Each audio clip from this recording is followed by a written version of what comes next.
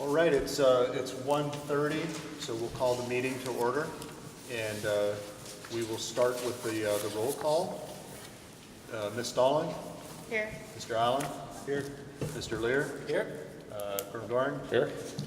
And please also let the record show that Mr. Gerstner is here as the district superintendent, as is Ms. Weatherington as the representative of the Garrison Command. Thank you. Okay, to the board, you've been provided a copy of the minutes from the last meeting. Notwithstanding the two corrections that have already been submitted, are there any objections to placing the minutes into the record? Hearing none, the minutes are approved. All right, moving on to old business. The first item, Mr. Gerstner, is a facilities update. We do. We now have beneficial occupancy of Kingsolver, which means that the Department of Defense Education Activity owns the building. If you walked in today, you'd say, why did you accept the building? Because it's not ready for students just yet. We have plenty of interactive whiteboards that need to be hung yet. We have key cores that haven't been installed yet. And there's some various and other sundry items that need to be completed there. But I will tell you, on Tuesday, we gave a tour to the visiting dignitary from IMCOM, and he was quite impressed with our facility. And he asked a lot of questions, because I guess it's been a couple of years since he's been in an elementary school, so a lot of them were right up my alley, because I could identify what it was like to be in elementary school in the 50s and 60s. And it's changed a lot, and he was very impressed with what we were doing, and it's really moving along quite nicely. And we expect the furniture to be completely installed early on in June, and we should be ready for opening in August for the students, so very exciting. The middle school, high school project, if you look outside here, you can see that is well underway. Walls are going up and concrete is beginning to be poured. We will be working towards completion of that project in another year or so. We will be doing work this summer in the existing facility. So we are moving it towards what we would call a 21st century model, where the teachers are in a collaboration room. Rather than having a desk in their individual classrooms, they will all be in a collaborative space. In the building, we'll have 7 of those rooms, and they will move out to their classrooms. Sort of like a college professor might, in a particular department, might work.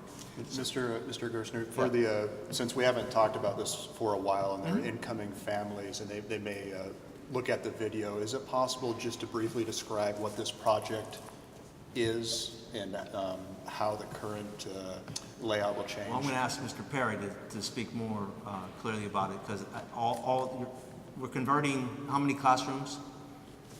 You can come on up to the mic if you don't mind. So it seems like overall we're converting 5 classrooms. Upstairs there's going to be 2 classrooms combined into a big, what's called a hub, a learning center. And so that's going upstairs on one side of the hall up here, as well as on the other side. So those 4 classrooms are being combined into 2 hubs. Downstairs we're having a video comm room, so that's kind of converting a classroom into a video communications center. And then the art room is the art room up here is being relocated to the back of the building, to the what was the auto center. It's becoming an art room. This is actually going to be offices for teachers. And then downstairs will be a couple of collaborative spaces, offices for teachers as well. So that's really the gist of it. We're able, again, to keep the back part of the building, so ROTC is staying back there. So we're working out the very fine details of everything, but that's kind of the overall aspect. For those, this move that we're making as an agency towards learning hub areas, what that means is we have students working on projects. Now, just as you might in a particular field that you're in, or a spouse is in a particular field, few people in their life work in isolation. Most of them must work as a team. And it makes more sense for children, rather than sitting in rows and chairs facing a board, listening to a teacher lecture, much more sense for children to be working together towards project-based learning. We are providing training to teachers and administrators here in the next 2 weeks to help facilitate that project-based learning approach. And we recognize that in life, people take on different roles. Some of them take on roles of leaders, some of them take roles as facilitators, some of them take roles as record keepers or documenters. Some of them they get the equipment together, they understand their roles. And sometimes those roles are interchangeable. So the way we teach should parallel what they'll be doing in life. And students will be able to move in and out of those roles in their projects. Will they still be doing English and mathematics and science and social studies? They will. But there will be a project component in the coming years for these particular students. Thank you, Mr. Gerstner. Thank you. I also would like to note, again, I don't know, for those of you who might not have come to a previous meeting, we have the vocational portion of this building, which is behind us down the hall where the ROTC is located, where the music is located.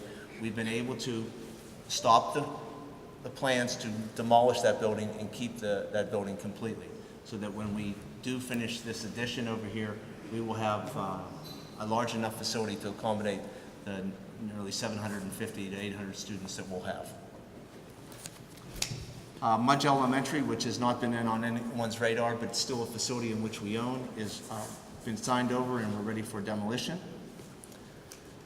We have done some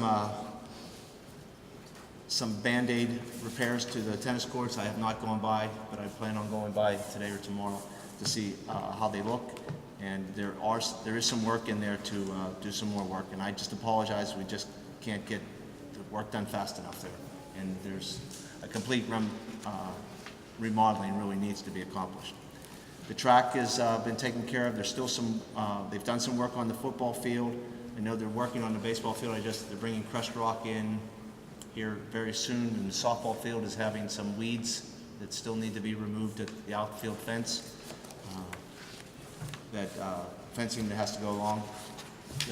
Again, it's noted in there, the walkabout that took place. A lot of the work that's being done is the result of that walkabout. So I appreciate the board's support on coming forward and walking through with us, noticing things with us, and then we were able to reallocate some things and buy some equipment that will help us in place. And then there's a note on the bus contract and things covered there. Okay. Are there any questions or comments on the facilities update? Hearing none, the next item is a calendar update. Okay. Do I have a calendar update? No, Oh. no, that was last month. Okay, so for the record, the approved calendar was published at the last board meeting. Yes. So the calendar that the schools have on their pages is the correct calendar for the next academic year. The next item is a carryover item from the last board meeting, and that is math progression. Right. So we had a very pointed discussion about mathematics last month, so thanks. So I went to our mathematics experts, and I know there was one parent in particular who would have liked to have had their child accelerated. Here's where we are. It's interesting, or coincidentally, we're doing math training today. The college and career math standards and the way that we teach them is much different than what you and I would have had in school a long time ago. Indeed, some people might say that it's more difficult. We were used to having a page of algorithms, a page of addition, subtraction, multiplication, division, or that's the way they assessed our math. That's the way we were taught math, is completion of problems. Now we're looking more at what do those numbers mean and how those processes work. So DoDEA moved to the College and Career Ready standards in mathematics this year for 6 through 12. So there was no opportunities for any children to be accelerated in anything because it was we were told, I was directed by the agency, that we need to go through the progression of sixth grade math under the College and Career Ready standards for this year and next year. And then there'll be for seventh grade math, you can take, the progression will work, math 6, math 7, math 7, 8, math 8, and algebra 1. So that's, I didn't have all that information the other day, and I apologize. So you will be able to accelerate in the 7th and 8th grade year. The Algebra 1 course next year will be Math 8/Algebra 1, which will still be for credit, but we'll have some of the Math 8 standards. So there was also a question about how do we get to AP Calculus BC. So not being a very good math student, I never got to AP Calculus AB or BC. But the point of this is that AB is not related to BC, so you don't need to go into, you don't need to take AB to take BC. So the pre-calculus was also a question that you can still get there. So if you take the algebra class in 8th grade, you're going to take geometry in 9th grade, algebra 2 in 10th grade, the pre-calculus or math analysis, which is our class in the 11th grade, and then calculus AP Calculus AB or BC. Now, if you wanted to take both the AP classes, you could combine, if you're that good of a math student, and there are a few, you could combine in the 11th grade year or the 10th grade year, the geometry and algebra 2 class. Have I confused everyone completely? So the filter in 7 and 8 for a student to accelerate, is that a self-selection by the student and the parent, or is there another mechanism? We will have the PARC assessments next year, the assessments that are aligned with our curriculum. So that's going to be one of the things that we'll certainly be using to say, okay, you're a good enough math student, you could accelerate. But it'll be teacher recommendation, it'll be classroom work. I don't know that we're going to have, it's not going to be just one person's opinion. It'll certainly be working with the parents, and we'll work with the counselors and the math department to make those decisions. To tell you specifically, how it's going to work, I don't know, and it's something we have to sort out. Acceleration is coming from one system who maybe didn't teach this rigorous curriculum into our system. You might not have a clear, I think I said last month, I don't know what that meant when they took Math 6 somewhere else. I know what it means in our course now, and they're telling me it's very difficult. I went actually and talked with the mathematics teachers at the middle school and asked them how hard it was. And so they said, well, let us come and give the board a test. I said, well, we're not going to do that. So I didn't bring any math problems for you all to do today. But I think if you recall, those of you who went on the tour for Scott, we did take a little math test, and they were testing. Of course, kids are smarter than we are. But I don't know exactly how we accelerate that at this point, but parents will be notified by the school administration and counselors. Okay, and I guess I'm imagining, because presumably for military families, every 3 years they're moving. So, family coming in, not really knowing what math their student should be in, but wanting them to develop at the pace it's required to take math they need to go to college.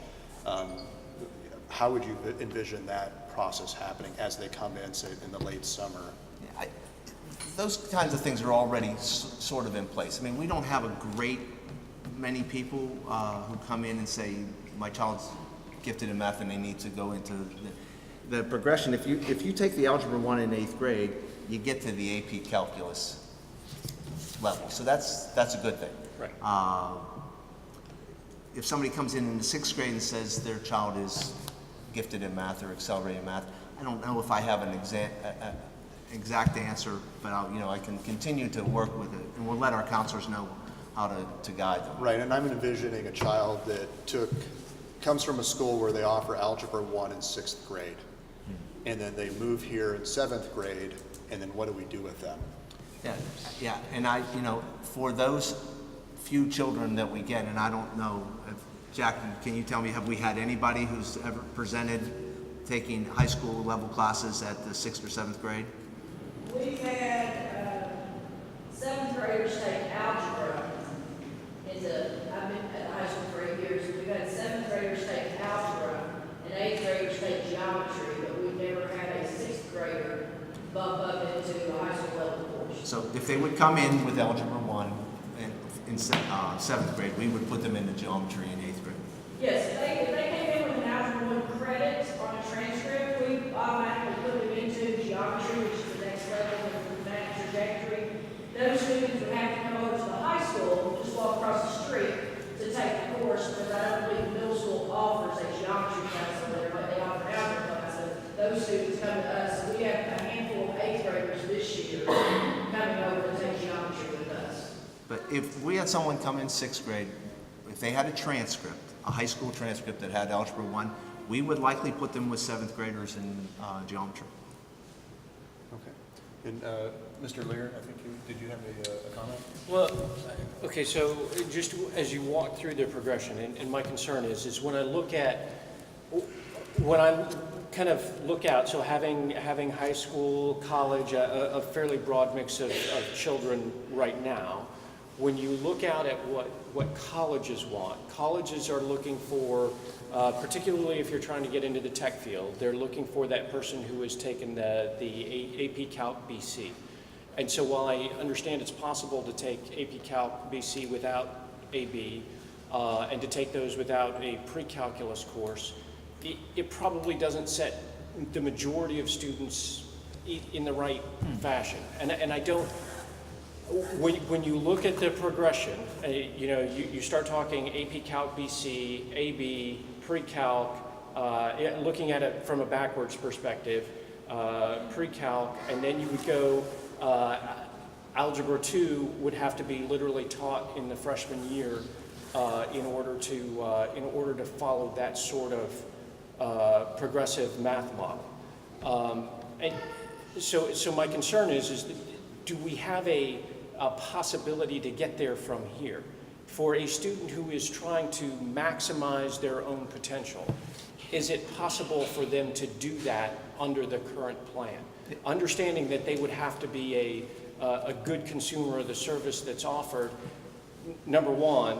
And number two, my concern is having had a number of discussions with a number of parents who have arrived in here, the concern is that when they walk in and say, hey, I'd like to do this or be put on this track, they're simply told out of hand, no, we don't do that. So is there a roadmap for a student who would like to do that, and are the high school staff knowledgeable in that roadmap and understanding of that roadmap, as well as the middle school staff? Because if you're starting Algebra 2 in the freshman year, you would have to start that roadmap way back early in the middle school years. Right, and we would do that. I mean, we've already said, if you come in with Algebra 1 in the 7th grade, we'll put you in geometry in 8th grade and Algebra 2 in the 9th grade. I mean, it hasn't happened very often, I mean, but we would do that. It's not like we have to create a new class and we're just across the parking lot. So if we have a child who wants to do that, we could. The difficulty is, and I think this is where the differences came last month, was the fact that a child comes in and said, I'm advanced in math in 6th grade. Right. Okay, what do we put you in? Right. So right now, our agency's saying we're not putting you in Algebra 1 in 6th grade. Yes. So and for right now, I can't do that. Okay. And so the other thing I've come back, okay, so understanding we couldn't start that progression until 7th grade, or the acceleration until 7th grade.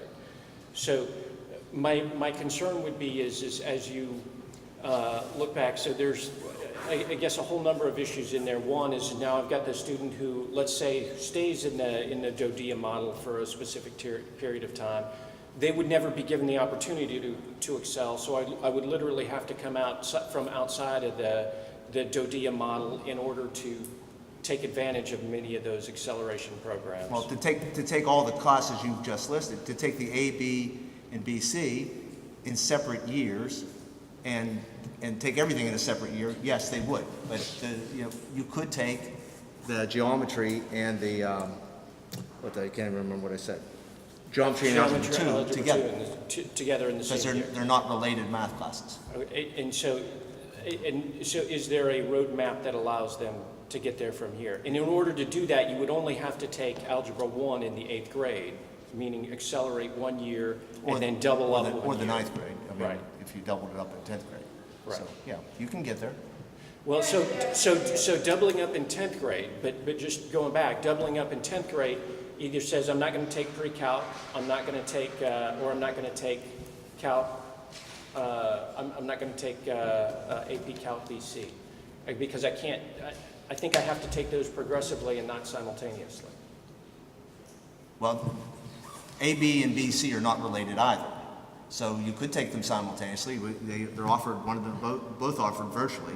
So, We offer AB in-house and BC is virtual. We actually have a senior this year who is leaving with 6 math credits, algebra, geometry, algebra 2, pre-cal, AB, BC.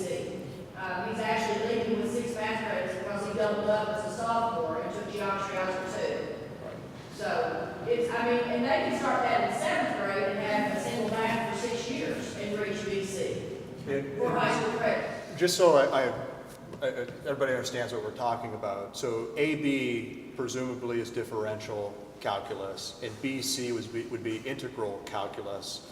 And having taken those courses, doing integral calculus without having first done differential is maybe not the wisest course unless you are truly a specially gifted person. So, and so here's what I'm trying to get to is I think what we're talking about when you look at math progression that's being done in a school for a child who's trying to get a STEM education. I think that's where our national learning model seems to be pointing toward and emphasizing STEM education. And fundamental to any STEM education that you receive is math. That's the basis of all of the STEM education, no matter where you're going with that. Advanced computer science courses rely heavily on calculus. Any of the hard sciences will rely heavily on that math background. And there are tech schools out there who won't consider you seriously unless you've taken a AP Calc BC course. And so I think we're not talking about just the Sheldon Cooper. We're not just talking about the Sheldon Coopers of the world. We're talking about saying, hey, what is the math model for the majority of kids who are attempting to get into a STEM field or a STEM education, and making those avenues available to them. And so number one is the avenue available? Yes. And number two, and so I think you've identified that, but I have to be a wise consumer. I have to understand, as a parent coming in, I have to understand what it is that DODIA is offering me.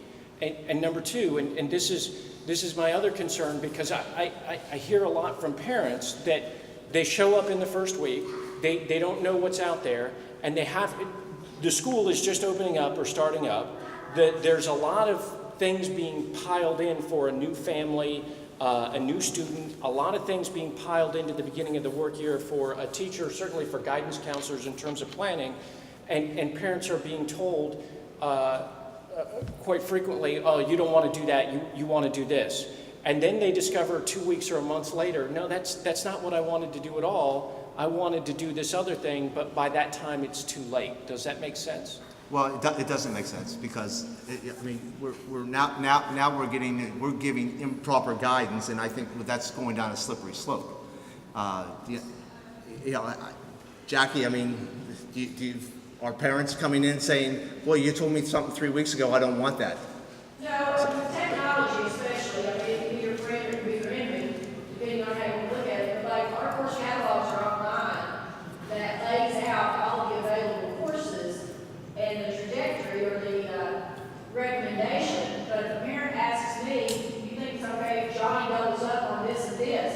what I do at that point, if Johnny's a new student, is I pull Johnny's records to see what he's previously done in math, and then I make a recommendation to that parent, and I'm always careful to say, you know, I'm just looking at Johnny on a piece of paper right now. I can't tell you what Johnny's really like because I've never met him.